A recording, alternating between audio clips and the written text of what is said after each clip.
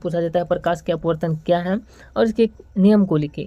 तो प्रकाश के अपवर्तन के 2 नियम है, इसको भी याद रखना है। और प्रकाश के अपवर्तन का क्या है इसका परिभाषा आप लोग लिख सकते हैं यहाँ पे, पहले फिर लिखना है प्रकाश के अपवर्तन के 2 नियम है। प्रकाश के अपवर्तन का परिभाषा आपको इससे पीछे में जो है बता चुके हैं, जाकर के देख लीजिएगा जरूर।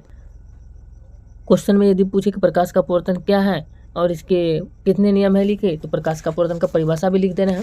अगर नहीं पूछे तो डायरेक्ट ज़्यादातर पूछा जाता है कि प्रकाश के अपवर्तन के कितने नियम है उसको लिखे। तो लिखना है प्रकाश के अपवर्तन के 2 नियम है और पहला नियम में लिखना है आपतित किरण, अपवर्तित किरण और आपतन बिंदु पर डाला गया अभिलंब तीनों एक ही तल में होते हैं। और दूसरा नियम लिखना है कि दूसरा नियम आपतन कोण और अपवर्तन कोण के बीच के संबंध को बतलाता है और इस नियम की खोज 1621 ईस्वी में किया गया था।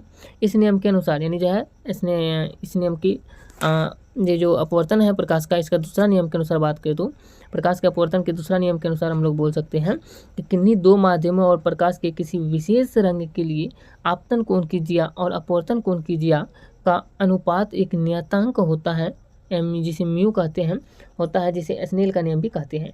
आप लोग ये भी याद रख सकते हैं। क्वेश्चन नंबर ये तो लिख देना है, प्रकाश का अपवर्तन के कितने नियम है लिखने में लिखे पूछा जाएगा। तो अब यहाँ से क्वेश्चन ये भी पूछता है स्नेल का नियम किसे कहते हैं।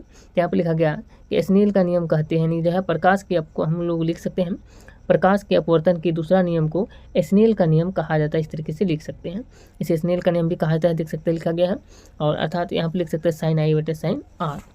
अब ये जो है इसको स्नेल का नियम भी कहा जाता है, प्रकाश का अपवर्तन के दूसरा नियम जो स्नेल का नियम कहलाता है।